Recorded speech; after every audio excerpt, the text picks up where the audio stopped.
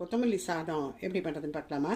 இதுக்கு மிக்சியில் வந்து முதல்ல கொஞ்சம் தேங்காய், ஒரு 4 சாம்பார் வெங்காயம் வச்சுட்டுருக்கேன், 2-3 பச்சை மிளகா உங்கள் காரத்துக்கு தகுந்த மாதிரி, இஞ்சி 2 பல்லு பூண்டு, கொஞ்சமாக உப்பு, கொத்தமல்லி, இது எல்லாத்தையுமே சேர்த்து போட்டு அரைச்சிக்கணும். இப்போ இந்த கடாயில் வந்து நான் ஒரு 2-3 டேபிள் ஸ்பூன் எண்ணெய் விட்டுருக்கேன். இதில் கடுகு, கடலைப்பருப்பு, மிளகா வத்தல் தாளிக்கிறோம். இந்த அரைச்ச விழுதை போட்டுடலாம். இது ஆல்ரெடி குக்டு ரைஸ். இதுக்கு வேணுங்கிற சால்ட்டு கொஞ்சமாக போட்டுக்கணும். இதுக்கு கொஞ்சமாக எண்ணெயும் விட்டுக்கணும். போட்டு நல்லா மிக்ஸ் பண்ணி வச்சுக்கணும். இதில் சாதத்தையும் போட்டுட்டு வறுத்த வேர்க்கடலையும் சேர்த்துக்கணும்.